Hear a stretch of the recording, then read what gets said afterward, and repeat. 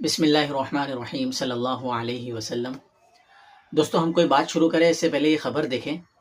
میرے دماغ میں ایسی بات آئی تو میں نے سرچ کیا کہ دجالی کتوں کی فوج جو ہے، اسرائیل ڈیفنس فورس، انہوں نے غزہ کے مسلمانوں کا کتنا پیسہ لوٹا۔ تو یہ رپورٹ میرے سامنے آئی جس میں شروع کے 3 مہینوں کا حساب دیا انہوں نے، انومان لگایا، ایک تخمینہ لگایا، اندازہ لگایا کہ $25 ملین کے قریب انہوں نے لوٹ کر اپنے ملک لے کر گئے مسلمانوں کا، غزہ کا۔ آپ سمجھ رہے $25 ملین کتنا ہوتا ہے؟ $1 ملین $10 لاکھ ہوتا ہے، اور $1 ہندوستانی روپے کے حساب سے 83 سے 85 روپے بنتے ہیں۔ تو سمجھ رہے ہیں $1 لاکھ کا مطلب 85 لاکھ روپیہ، اور 1 ملین کا مطلب ہوتا ہے $10 لاکھ۔ اس طرح سے $10 لاکھ 25 مرتبہ کریں، اتنا پیسہ انہوں نے شروع کے 3 مہینوں میں ہی چرا لیا یا قبضے میں لے لیا۔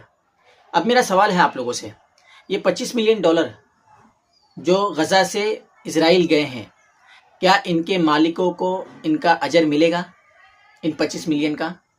کہ ان کے باپ دادا کی کمائی تھی ہوگی، انہوں نے کتنی محنت کی ہوگی، وہ سب ملا کر کے انہوں نے جمع کر کے رکھا ہوگا، اور فوج آئی، توڑم تاڑی کری، تجوری خالی کری، موبائل، لیپ ٹاپ، جو بھی مہنگی چیزیں تھی اٹھا کر لے کر چلی گئی، تو کیا ان کا اجر ان کے مالکوں کو ملے گا؟ ہم نے احادیث کی طرف دیکھا، ایک صاف حدیث ہے، اللہ کے نبی کریم صلی اللہ علیہ وسلم نے ارشاد فرمایا، انما الاعمال بالنیات، اعمال کا دار و مدار نیت پر ہے۔ جب انہوں نے اللہ کے بینک میں جمع کرنے کی نیت ہی نہیں کری ہے تو ان کو اس کا ثواب کیسے ملے؟ دیکھیں، یہ بات الگ ہے کہ وہ مظلوم ہے، ان پر ظلم ہوا ہے، اس کا جو اجر اللہ تبارک و تعالیٰ نے اپنے پاس رکھا ہوگا اس کا ہم سوچ بھی نہیں سکتے کہ کیا ہوگا، وہ ایک الگ چیز ہے۔ لیکن ان کی جو ملکیت میں جو پیسہ تھا، جو چرا کر کے لے کر چلے گئے، کیا اس کا اجر ملے گا ان کو یا نہیں ملے گا؟ کسی کے بھی دماغ میں آئے گا کہ کیسے ملے گا؟ وہ نہیں مل سکتا، کیونکہ انہوں نے نیت ہی نہیں کی تھی اللہ کے راستے میں دینے کی۔ دوسری بات، ہندوستان میں ایک جگہ ہے لکھنؤ، وہاں پہ ایک بستی ہے اکبر نگر۔ پچھلے دنوں خبر آئی کہ اس بستی کو پورا صاف کر دیا گیا، میدان بنا دیا گیا، ایک گھر نہیں چھوڑا گیا وہاں پہ، اکثریت مسلمانوں کی تھی ہوگی۔ ان دونوں واقعوں سے میں بتانا یہ چاہتا ہوں کہ فوج اور حکومت، سرکار اگر کسی بات کے کرنے کی ٹھان لیتی ہے تو پھر کتنی بڑی بھی طاقت آ جائے اس کو روک نہیں سکتی، وہ ہو ہی جاتا وہ۔ اب یہ سوچیں کہ اگر وہی سلسلہ جو اکبر نگر میں ہوا ہماری بستیوں میں ہو جائے تو ہم کیا کریں گے؟ کہاں جائیں گے؟ اب ذرا ان کی بڑی بڑی عورتوں کی انٹرویو سنیں، کیسا رو رہی ہے، بلک رہی ہیں، بد دعائیں نکال رہی ہے سرکار کو کہ میرا بڑا بیٹا رہتا تھا یہاں اوپر، نیچے میرا چھوٹا بیٹا رہتا تھا، میں یہاں رہتی تھی، اب ہم کہاں جائیں گے؟ پورا صاف کر دیا، کچھ نہیں بچا۔ کتنے امیر لوگ رہتے تھے ہوں گے وہاں پہ، کتنے پیسے والے لوگ رہتے ہوں گے، کچھ نہیں بچا۔ ہماری بستیوں کے ساتھ یہ نہ ہو، اس سے پہلے ہماری عقل کا ڈھکن کھل جانا چاہیے، ایک وارننگ سمجھ لینا چاہیے اللہ کی طرف سے، کیونکہ انسانوں کے 3 طبقے ہوتے ہیں زندگی جینے کے اعتبار سے، اپر کلاس، مڈل کلاس اور لوور کلاس۔ غریب طبقہ اور مڈل کلاس، اللہ ان کی روزی میں برکت دے، اللہ ان کو افلاس سے بچائے، اللہ ان کو صحت و تندرستی دے، کہ کس طرح سے آج کے ماحول میں یہ اپنے گھر کو چلا رہے ہیں، اللہ ان کی حفاظت کرے۔ میری گزارش صرف اپر کلاس والوں سے کہ جن کے پاس مہینے میں ان کے خرچ سے زیادہ ان کے پاس آتا ہے، ہم کیا کر رہے ہیں؟ ہم کب تک جمع کریں گے؟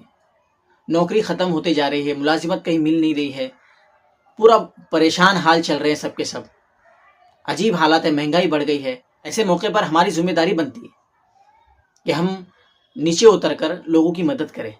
دیکھیں، ہمیں اللہ نے مال دیا ہے، یہ ہمارا کوئی کمال نہیں تھا، یہ اللہ کا ایک فضل تھا جو ہم پر نازل ہوا، جو ہمیں ملا۔ نہیں تو ہم سے زیادہ عقل مند لوگ دنیا میں ہیں، ہم سے زیادہ پڑھے لکھے لوگ دنیا میں، ہم سے زیادہ جفا کش اور محنت کش لوگ دنیا میں پھر رہے مارے، کچھ نہیں مل رہا ان کو۔ لیکن اللہ کا احسان، اللہ کا کرم کہ اللہ نے ہم کو دیا ہے، اللہ کا فضل ہے۔ تو اللہ تبارک و تعالیٰ اپنی نعمت کے بارے میں پوچھے گا کل قیامت میں کہ ہم نے تم کو دیا تھا، تم نے کہاں خرچ کیا، تو کیا بتاؤ گے؟ کہ وارثوں کے لیے چھوڑ کر آیا تھا؟ کیا یہ جواب صحیح ہوگا؟ دیکھیے، میں اسے منع نہیں کرتا کہ وارثوں کے لیے نہ چھوڑا جائے، لیکن آپ کے رہتے ہوئے ہی کچھ تو آپ کا مال خیر کے کاموں میں بھی لگنا چاہیے، اپنے پڑوسیوں کے بارے میں بھی تو فکر ہونی چاہیے۔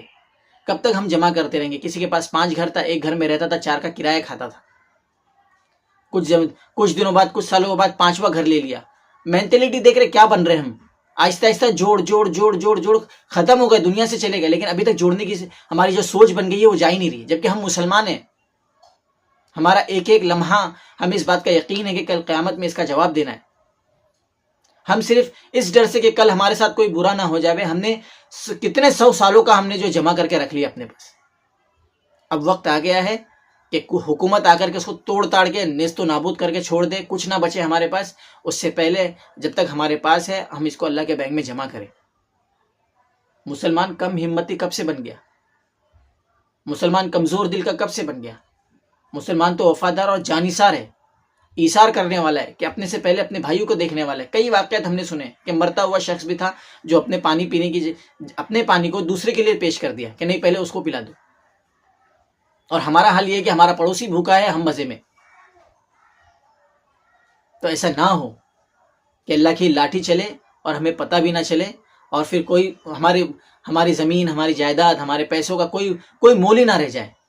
جب تک اس کا مول ہے اس کا صحیح استعمال کرے. اللہ کے واسطے اللہ کے بندوں میں خرچ کرے. بغیر متعین وقت کے لوگوں کو قرض دے دے. اگر آپ بہت پسند ہے، مال کی محبت ہے، نہیں چھوٹ رہا آپ سے، تو قرض دے دے. کیونکہ اس بات کا اطمینان رہے گا آپ کو کہ یہ قرض دیا وہ واپس آئے گا. یہ سوچ کر ہی دے دے بغیر متعین کیے ہوئے وقت کے. لیکن دے ضرور، مدد ضرور کرے. کل قیامت میں اللہ پوچھ لے گا تو ہم جواب نہیں دے پائیں گے.